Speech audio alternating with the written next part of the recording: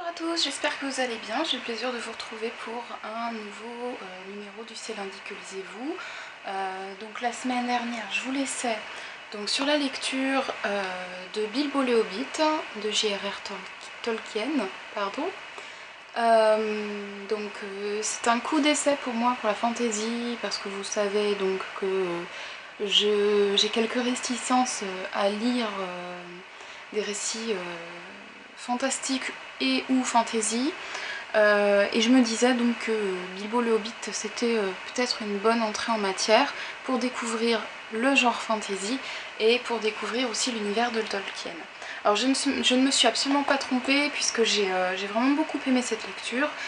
J'ai mis beaucoup de temps à la lire, non pas parce que c'était pas intéressant, mais parce que j'ai eu assez peu de temps cette semaine pour lire. Donc je le lisais essentiellement dans les transports en commun, donc à peine 1 heure par jour. Bilbo le Hobbit, c'est l'histoire donc de Bilbo. Si vous connaissez l'histoire du Seigneur des Anneaux, ne serait-ce que par les films de Peter Jackson, donc vous savez que Bilbo est l'oncle, si je ne me trompe, de Frodon, et que dans sa jeunesse, il a participé à une aventure et que c'est lui qui est détenteur de l'anneau, le fameux anneau. Donc, c'est un récit qui se construit sous la forme d'un conte, mais vraiment comme un conte de fées, c'est-à-dire que vous avez un personnage qui, à la base, est un personnage lambda, donc là, en l'occurrence, c'est Bilbo, qui se trouve embrigadé, en fait, dans une espèce d'aventure qui va prendre la forme d'un cheminement, tout simplement, pour acquérir un objet, ou là en l'occurrence pour récupérer un trésor, et que au fur et à mesure de son cheminement, donc le héros avec ses compagnons vont rencontrer toutes sortes d'obstacles. Et donc le petit plus, c'est que Bilbo va donc trouver l'anneau magique qui va lui permettre d'acquérir des pouvoirs qui vont faire de lui un personnage plus fort et qui vont l'aider dans ses aventures. Donc c'est un conte, voilà, j'avais un peu peur d'utiliser ce mot-là, mais vraiment tous les éléments du conte de fées se retrouvent dans ce récit. Il n'y a pas vraiment de détails sur le lieu, sur l'époque. Donc on est vraiment dans un univers voilà, de contes de fées. Bilbo donc est un hobbit assez attaché à son petit confort, et donc il va être au début assez chamboulé par les événements et par l'aventure qui l'attend. En revanche, au fur et à mesure qu'avance l'intrigue et le cheminement donc de Bilbo, le personnage donc Bilbo va se révéler assez malin, assez facétieux, et surtout c'est grâce à lui que l'aventure va arriver à son terme et va être menée à bien. Donc Bilbo là il est entouré par un groupe de nains et par Gandalf, que l'on connaît forcément quand on connaît un petit peu l'univers du Seigneur des Anneaux. Alors moi je n'ai pas encore lu la saga du Seigneur des Anneaux, en revanche j'ai vu les 3 films de Peter Jackson, donc je connais un petit peu l'univers adapté donc, pour le cinéma. Et donc j'ai été assez frappée en fait par la différence en fait de traitement des personnages.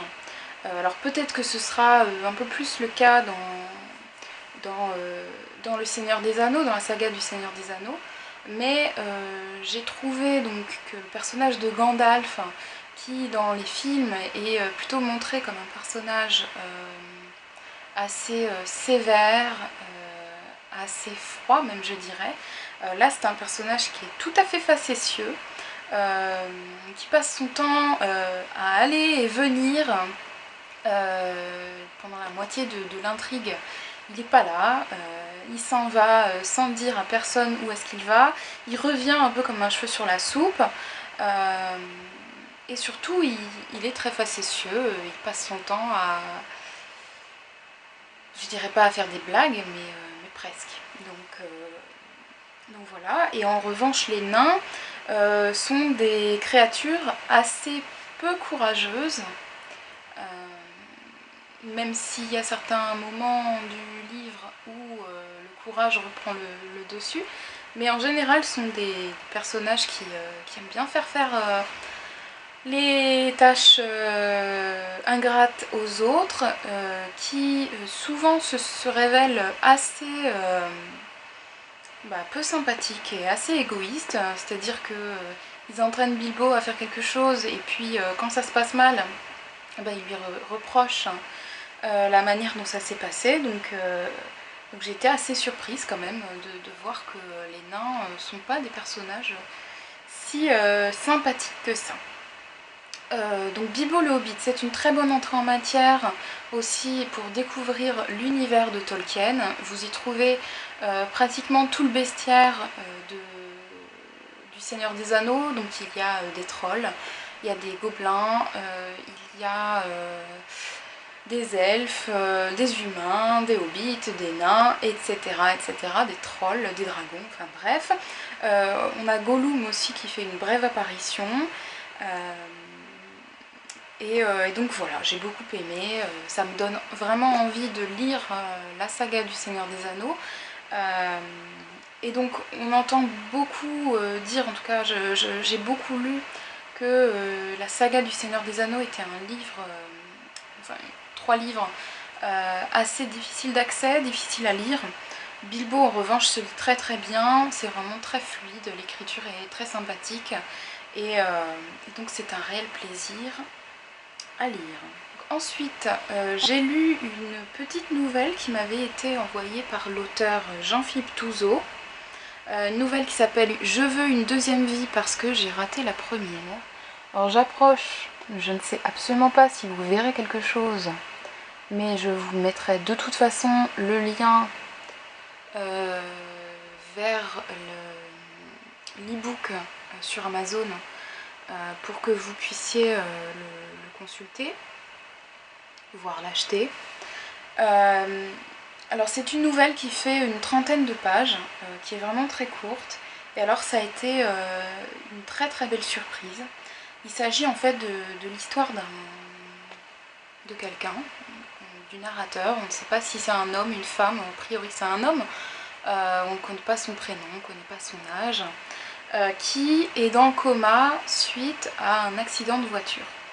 Il est dans le coma, mais il entend tout ce qui se passe autour de lui. La seule chose, c'est qu'il ne peut pas interagir avec l'extérieur.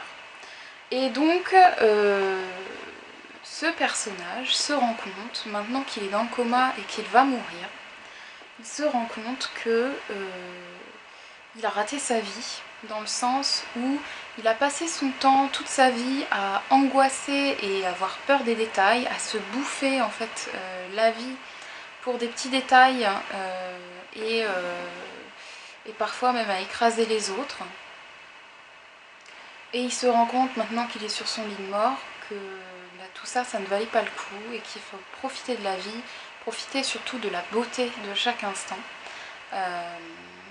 Et donc voilà, je vous dévoile pas la suite, je peux pas vous en dire beaucoup plus parce que ça serait vous dévoiler tout le contenu de la nouvelle et vous passer l'envie de la lire. Mais j'ai trouvé que c'était vraiment très bien, l'écriture est très fine, vraiment très agréable à lire. Et il y a beaucoup de choses qui m'ont fait réfléchir. Donc j'ai vraiment beaucoup aimé, je vous invite vraiment à lire cette nouvelle parce que c'est vraiment un petit bijou et que c'est une excellente surprise. Donc voilà, je prévois donc d'écrire une chronique écrite sur mon blog d'ici quelques jours. Donc je vous tiendrai au courant et je vous mettrai le lien vers cette chronique. Voilà, donc pour ce que j'ai lu la semaine dernière. Ensuite, alors ce que je prévois de lire, je n'ai pas encore commencé, mais je pense que ça va être ma prochaine lecture. Je pense commencer aujourd'hui.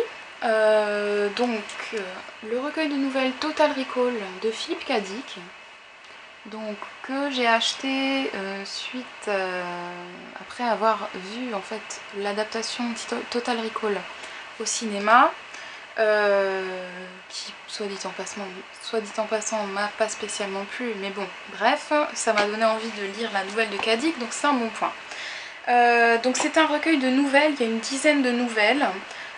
Donc la nouvelle qui concerne Total Recall s'appelle Souvenirs à vendre.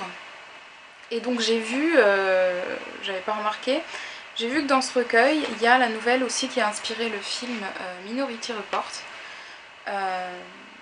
Donc nouvelle qui s'appelle Rapport minoritaire. Et donc j'ai vraiment hâte de lire ce recueil parce que j'ai beaucoup aimé Minority Report. J'aime beaucoup aussi l'histoire Total Recall, mais le film avec Schwarzenegger. Et donc je vais m'empresser de commencer ce livre. Et ensuite, qu'est-ce que j'irai ensuite? Alors je prévois la lecture donc d'un des grands incontournables de la rentrée littéraire. Donc il s'agit du nouveau roman d'Amélie Nothomb, Barbe Bleue, donc chez Albin Michel, que m'a gentiment offert mon chéri, parce qu'il sait que même si je suis de plus en plus déçue par les romans d'Amélie Nothomb, bah, je ne peux pas m'empêcher de lire les nouveaux, parce que mine de rien ça reste un auteur qui quand même est très original, et elle a tellement elle a écrit des choses tellement bien que j'ai toujours l'espoir que le prochain sera le bon.